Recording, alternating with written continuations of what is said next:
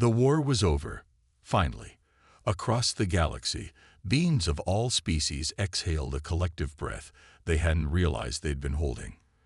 For years, the Zenari Empire had spread terror, its relentless expansion swallowing planets and civilizations whole. But now, the tide had turned. The battlefield, a desolate moon orbiting a dying red star, was silent except for the faint hum of damaged machinery and the distant crackle of cooling metal. Smoke curled lazily into the thin atmosphere, mixing with the pale light of the shattered sun above.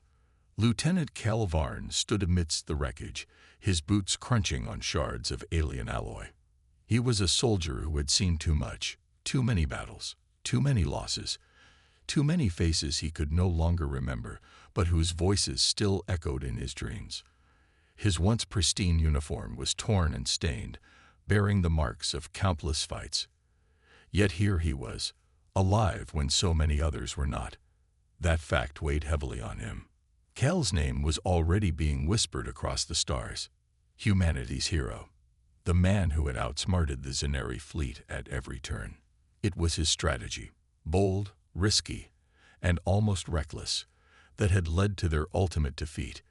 When the final blow landed, shattering the enemy flagship into a fiery rain of debris, cheers erupted from the human forces, cheers that felt hollow to Cal. Victory didn't taste as sweet as everyone said it would. He looked around at the ruins. Craters pockmarked the surface of the moon, some still glowing faintly from the heat of explosions. Broken ships lay scattered like discarded toys, their skeletal frames silhouetted against the crimson sky. Bodies, both human and alien, were being collected by recovery teams, each one adding another invisible stone to Cal's shoulders. Behind him, soldiers slapped him on the back, congratulating him, thanking him. But Cal barely heard them. His mind was elsewhere, lost in memories he wished he could forget. "Lieutenant," a voice called, snapping him back to reality. Captain Riatori's approach, her face lined with exhaustion, but also pride. "You did it, Cal. You saved us." Cal nodded stiffly, unable to muster even a hint of a smile. "We did it," he corrected quietly. "It wasn't just me." Ria studied him for a moment, then sighed. She had known Cal long enough to see through his stoic exterior. Beneath the medals and accolades was a man carrying more than anyone should have to bear. Still, she respected his silence. "Come on," she said gently. "Let's get you patched up. There'll be time for reflection later." As they walked toward the mid-bay, Cal glanced up at the stars. Somewhere out there, beyond the chaos and destruction, was Earth, the blue-green jewel he called home. He thought about the forests, the oceans, the laughter of children playing in sunlight. Those images felt impossibly distant now. War had changed him, hardened him. And though he had fought to protect everything he loved, he wondered if he'd ever feel truly at peace again. Unbeknownst to Cal, far away aboard a sleek silver cruiser named *Celestera*, someone else was thinking about him too. Princess Lyra Solon of Althea sat alone in her quarters, staring at a holographic map of the galaxy. Her people had remained neutral throughout the conflict, choosing diplomacy over violence. But neutrality came at a cost. Refugees flooded Althean cities, seeking shelter from the horrors of war. Supplies dwindled. Hope wavered. Lyra's advisors spoke highly of Lieutenant Calvarn, crediting him with humanity's improbable victory. They praised his leadership, his bravery, his brilliance. But as Lyra listened, something stirred within her, a flicker of recognition. She couldn't explain why, but the name resonated deeply, tugging at fragments of a memory she thought she'd buried long ago. Who was this man? And why did hearing his name make her heart ache in ways she couldn't understand? For now, the answers eluded her, but as the galaxy began to rebuild, Lyra resolved to find out. Whatever secrets lay hidden in the past, she knew one thing for certain. The story of Lieutenant Calvarn was far from over. Princess Lyra Solon sat in the quiet of her chambers aboard the *Celestera*, her fingers tracing the edge of an old wooden carving she kept hidden in a velvet-lined box. It was a crude yet heartful piece, a pair of figures standing side by side, their hands clasped together. She had made it years ago on Earth during one of her family's diplomatic visits, alongside someone who had once been more than just a friend to her. Cale. The name echoed softly in her mind like a distant melody. She could almost picture him now, a scrappy human boy with dirt-smudged cheeks and eyes that sparkled with mischief. They had spent countless days exploring the forests near his home, laughing as they climbed trees and skipped stones across rivers. He told her stories about heroes who fought for justice, while she shared tales of Althean legends and starlit skies. For a brief time, they were inseparable. But that was before everything changed.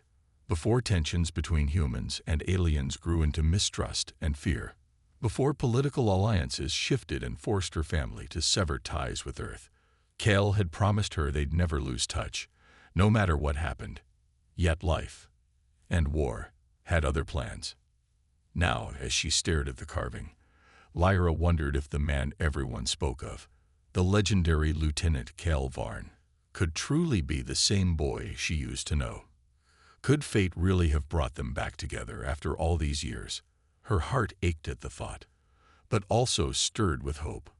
If it was him, if he remembered her too, perhaps there was still a chance to mend what had been broken. The next morning, Lyra summoned her chief advisor, Elder Torin. "I wish to visit Earth," she announced firmly. Torin raised an eyebrow, clearly surprised. "Your Highness, is this wise? Relations between our people and theirs remain fragile." Lyra met his gaze steadily. "Precisely why I must go. We cannot rebuild trust from afar. And besides," she hesitated briefly, choosing her words carefully, "there are questions I need answered." Torin studied her for a moment, then nodded. "As you wish, Your Highness. But take caution. These are uncertain times." Days later, Lyra stepped off the shuttle onto Earth's soil for the first time in over a decade. The air smelled different here, richer, heavier, tinged with the scent of greenery and rain-soaked earth. Memories flooded back unbidden, running barefoot through meadows, lying beneath the stars with Cale beside her, whispering secrets late into the night. She disguised herself as a junior envoy, wearing simple robes instead of her usual regalia. No one needed to know she was royalty. Not yet. Her mission wasn't official. It was personal. As she walked among the bustling crowds of Earth's capital city, she felt both exhilarated and uneasy. So much had changed since she last set foot here. Buildings towered higher than ever, vehicles zipped silently overhead, and holographic advertisements flickered everywhere. Yet amidst the modernity, glimpses of the world she remembered lingered. The rustling leaves of ancient oaks, the laughter of children playing in parks. Her thoughts drifted to Cale again. Was he even alive? Had the war taken him like so many others? Or had he become the hardened warrior everyone described? She didn't know which possibility frightened her more.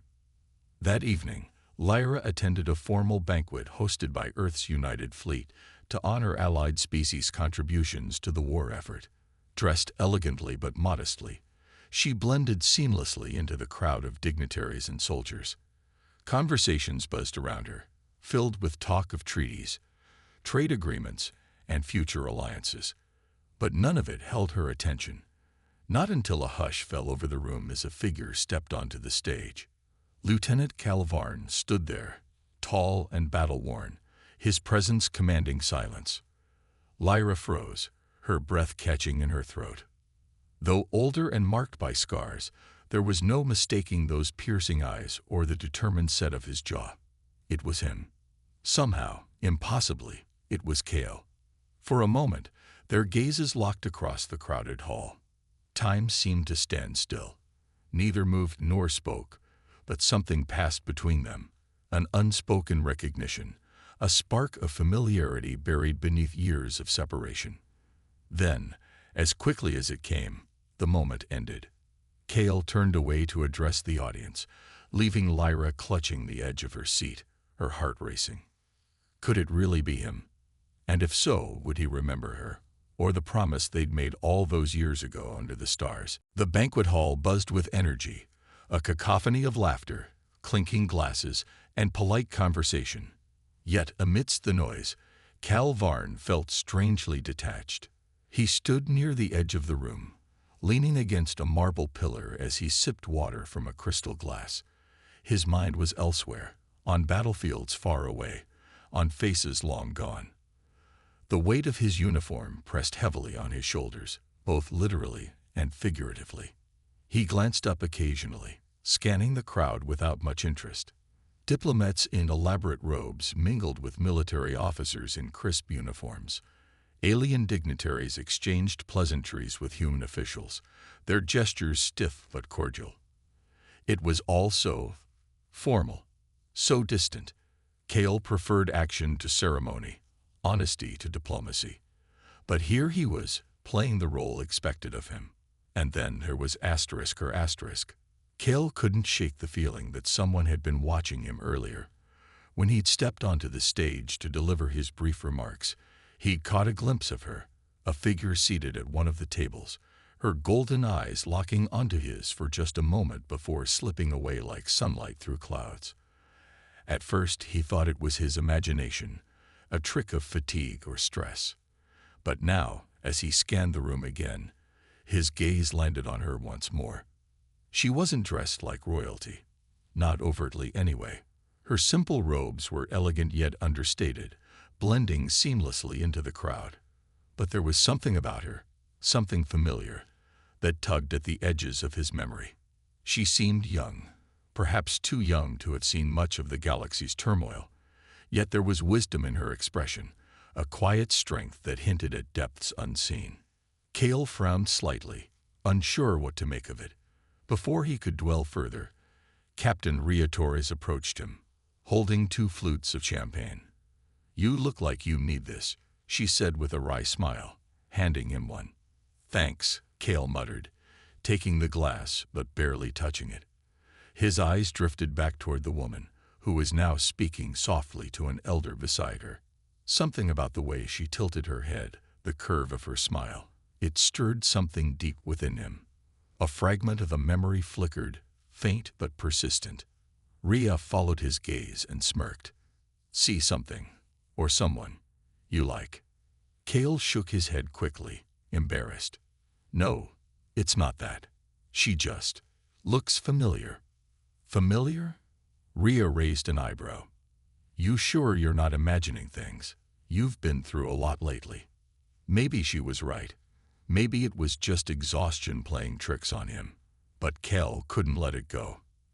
After excusing himself from Ria, he began weaving through the crowd, drawn inexorably toward the mysterious woman. Each step brought him closer, heightening the tension coiled in his chest. By the time he reached her table, his heart was pounding. "Excuse me," he said, his voice steady despite the storm inside him. The woman turned to face him, her golden eyes meeting his once more. Up close, she was even more striking, her features delicate yet strong, her presence radiating calm authority. "Yes," she replied, her tone polite but guarded. I feel like we've met before," Cale admitted, his words hesitant. "Have we?" The woman hesitated, studying him carefully.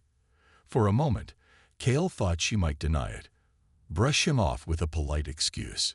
Instead, she smiled, a small tentative smile that sent a jolt of recognition through him. "It's possible," she said softly, "though it's been many years." Her voice was like music, stirring memories buried deep within him. Suddenly, images flashed before his eyes. A forest bathed in sunlight, a wooden carving of 2 figures holding hands, laughter echoing beneath starlit skies, and a name. *Lyra*. "Lyra," he whispered, hardly daring to believe it. Her smile widened slightly, confirming his suspicion. "Hello, Cale." The world seemed to pause around them. All the noise, all the people, they faded into the background, leaving only the 2 of them standing in a bubble of shared history. Cale stared at her, disbelief warring with joy. It was really her. After all these years, after everything they'd both endured, fate had brought them back together. But as their reunion sank in, questions began to surface. Who was she now? What had she become? And most importantly, could they bridge the gap between their worlds, or were they still too far apart? For now, though, none of that mattered. In this moment, surrounded by strangers under glittering chandeliers, Cale and Lyra found solace in each other's presence. Whatever lay ahead, they would face it together, as they had promised all those years ago. The banquet hall felt smaller somehow, the air thick with unspoken words and lingering gazes. Cale and Lyra stood apart from the crowd, their reunion a fragile thread connecting two lives that had drifted worlds apart. For a moment, neither spoke, each trying to reconcile the person before them with the memories they'd carried for so long. "Is it really you?" Cale finally asked, his voice low but tinged with disbelief. Lyra nodded, her golden eyes softening. "It's me, Cale. I never thought I'd see you again." Cale studied her face, searching for traces of the girl he once knew. She was older now, more composed, her features marked by responsibility rather than carefree innocence. Yet beneath the regal exterior, he could still see glimpses of the friend who used to climb trees with him and carve wooden figures under starlit skies. "I didn't recognize you at first," Cale admitted, his tone apologetic. "You've changed." "So have you," Lyra replied gently. "You're different. Harder, maybe. But still." She hesitated, then smiled faintly. "Still Cale." Her words stirred something in him, a flicker of warmth amid the cold weight of war. For the first time in years, he felt a spark of connection, as if part of him had been missing without him realizing it. They'd moved to a quieter corner of the hall, away from prying eyes and curious ears.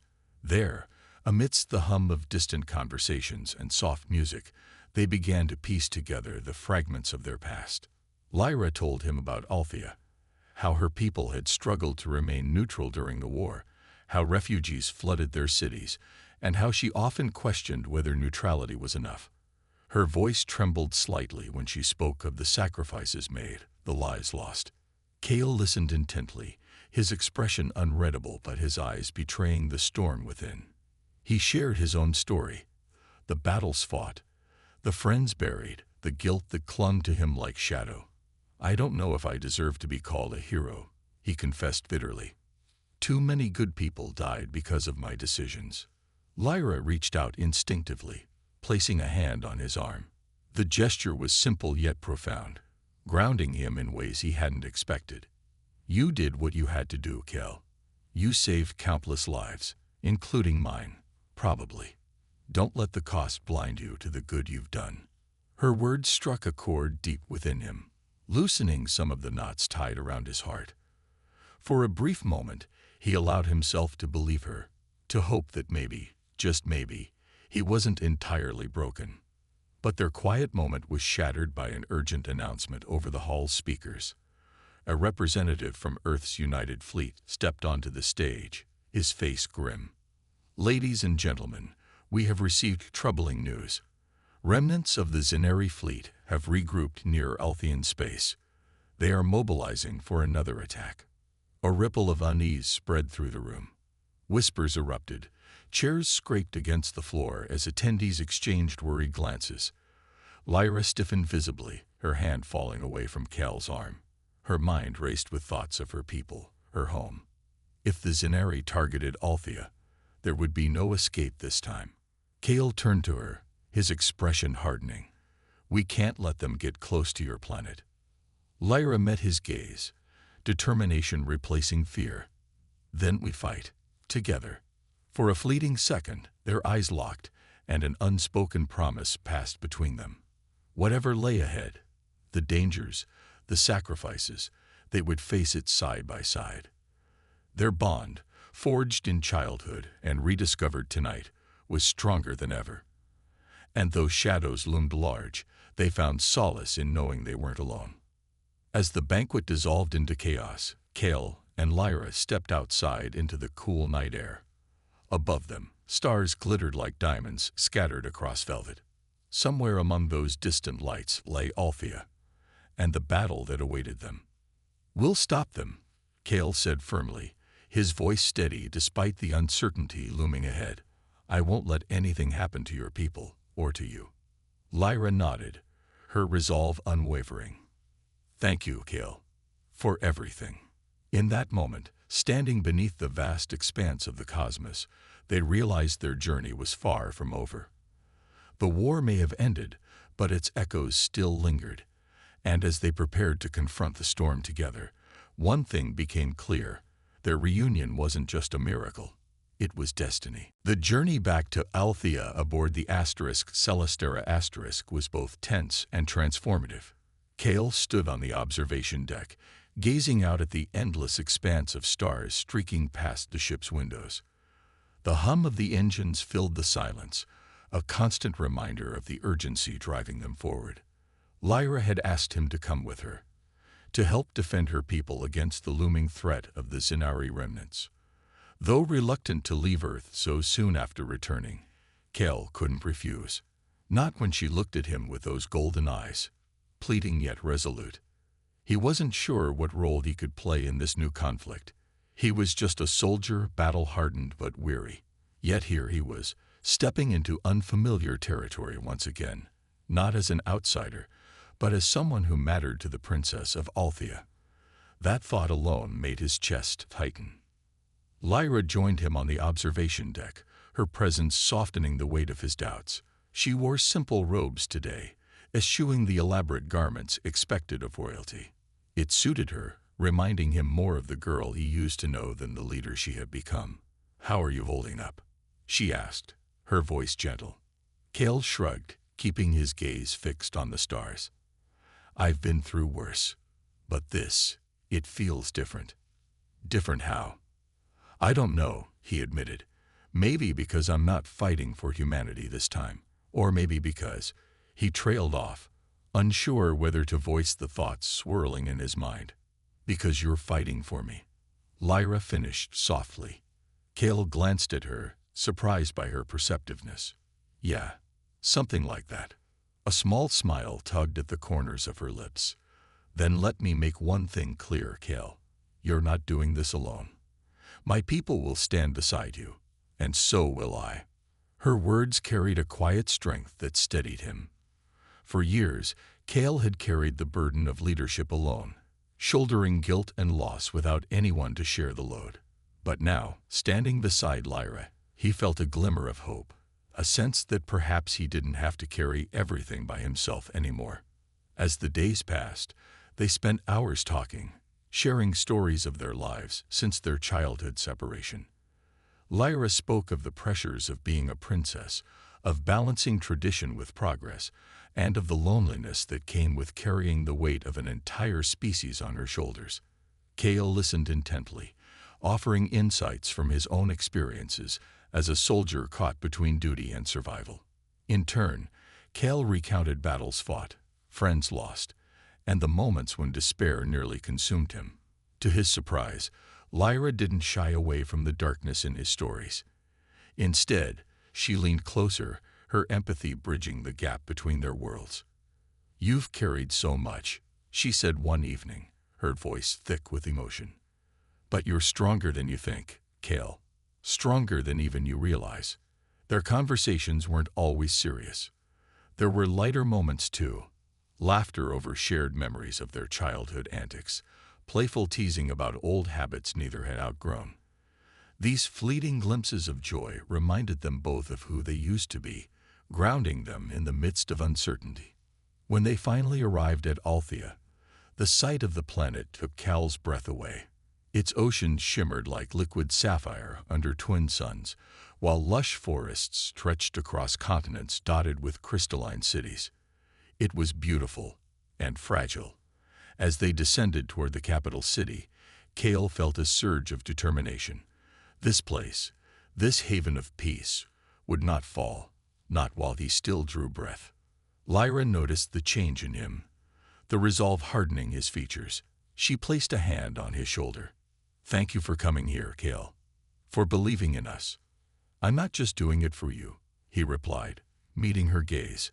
I'm doing it because I believe in what we can do together."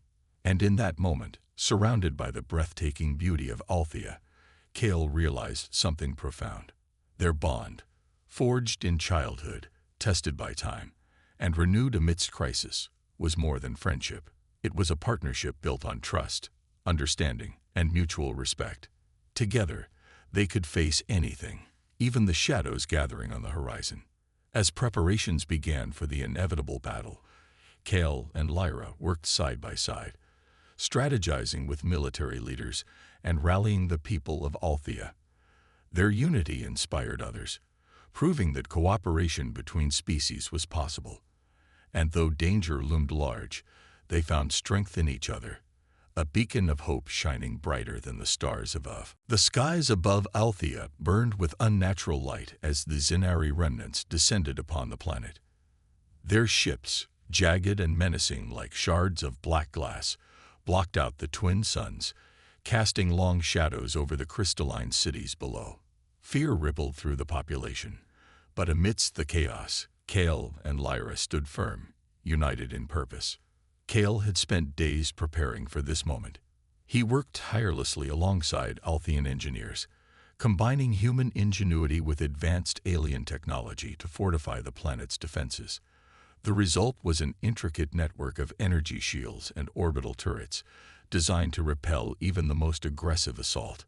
Yet, no matter how prepared they were, Cale knew the battle ahead would be brutal. Lyra, meanwhile, rallied her people. She addressed crowds in sprawling city squares and quiet village gatherings, her voice steady and unwavering. "We are not alone," she told them. "Together, with Earth's help, we will protect our home. We have faced fear before, and we will face it again. But this time, we do so as one." Her words ignited a spark of courage among her people. Refugees who had once felt helpless now volunteered to assist in evacuation efforts. Farmers turned their fields into supply depots, while artisans converted their workshops into makeshift armories. Even children contributed, weaving ribbons of blue and silver, the colors of unity, into banners that fluttered proudly across the land. When the first wave of Zinari fighters breached the atmosphere, Cale took command on the ground. Armed with a hybrid weapon crafted from Althean crystals and human engineering, he led teams of soldiers into key defensive positions. His presence inspired those around him. Veterans admired his tactical brilliance, while newcomers drew strength from his calm resolve. Despite the odds, they fought with ferocity, holding the line against relentless waves of enemies. Above, Lyra coordinated the orbital defense grid from the Celestera*. Her hands moved deftly over holographic controls, redirecting shield generators and targeting enemy vessels with precision. Though safe aboard the cruiser, her heart raced with every explosion. Every cry of alarm transmitted over comms. She couldn't shake the worry gnawing at her chest, not just for her people, but for Cale. The battle raged for hours, each side refusing to yield. The Zinari pressed their advantage, deploying devastating plasma bombs that shattered sections of the energy shield. Panic threatened to spread, but Cale's leadership held the line. "Stay focused," he shouted, his voice cutting through the din of battle. "We've trained for this. Trust yourselves, and trust each other." As the fighting intensified, disaster struck. A stray blast from a Zinari fighter tore through the barricade where Cale was stationed, sending debris flying. Lyra watched in horror from the Celestera* as his signal flickered ominously on the tactical display. For a moment, her breath caught in her throat. Then, through the static, came his voice. "I'm fine," he rasped. "Keep going." Relief flooded her, but it was short-lived. Moments later, alarms blared as a massive Zinari dreadnought broke through the weakened shield and targeted the capital city. If it fired its main cannon, millions would perish instantly. Lyra sprang into action, overriding the ship's autopilot and piloting the Celestera* directly into the dreadnought's path. "Princess, what are you doing?" Elder Torin shouted from the bridge. "I'm buying us time," Lyra replied grimly. With a surge of adrenaline, she activated the cruiser's experimental pulse engine, releasing a shockwave that destabilized the dreadnought's systems. The massive ship faltered, giving Kale and his forces precious seconds to regroup. But the victory came at a cost. The Celestera sustained heavy damage, forcing Lyra to abandon ship. As she ejected in an escape pod, Kale saw the fiery descent and sprinted toward the crash site, ignoring all orders to stay put. When he found her, battered but alive, their eyes met in silent understanding. They had both risked everything, for each other, and for Althea. Together, they returned to the battlefield, leading a final counterattack that pushed the Zenari back. As the last enemy vessel retreated into deep space, cheers erupted across the planet. The battle was won, but scars remained, etched deeply into both the land and their hearts. Standing together beneath the fading glow of the twin suns, Kale and Lyra shared a quiet moment. Words weren't needed. Their bond had been tested and proven unbreakable. In the face of devastation, they had found something stronger than fear or despair: hope. And it was enough to carry them forward, to rebuild, to heal, and to dream of a brighter future. The aftermath of the battle was a tapestry of both destruction and renewal. Craters scared Althea's once pristine landscapes, and smoke lingered in the air like the ghost of conflict past. Yet amidst the ruins, life stirred anew. Volunteers worked tirelessly to clear debris, rebuild homes, and tend to the wounded. Hope, though fragile, began to take root once more. Kale stood on a hill overlooking the capital city, his hands resting lightly on the hilt of his weapon. The scars of war were etched into his face, lines of exhaustion, pain, and resilience. But there was something softer now in his expression, a quiet peace that hadn't been there before. Beside him, Lyra gazed at the horizon, her golden eyes reflecting the glow of the twin suns as they dipped below the distant mountains. "We did it," she said softly, breaking the silence between them. "Against all odds, we protected our home." Kale nodded, his voice steady but tinged with humility. "It wasn't just us, Lyra. It was everyone. Your people, mine, all of us working together." She smiled faintly, turning to look at him. "But you led them, Kale. You gave them strength when they needed it most. And for that, I'll never be able to thank you enough." Her words carried weight, yet Kale shook his head, uncomfortable with praise. "I didn't do anything special. I just did what had to be done." Lyra reached out, placing a hand on his arm. "That's exactly what makes you special. You always put others first, even when it costs you everything." For a moment, neither spoke. The wind rustled through the grass around them, carrying with it the faint scent of blooming flowers, a reminder that life persisted, no matter how dark the night.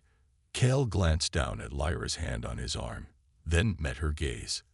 There was something unspoken between them, a connection deeper than friendship, forged in fire and tempered by trust. "Do you ever wonder," Kale began hesitantly, "what might have happened if we hadn't been separated all those years ago?" Lyra tilted her head slightly, considering the question.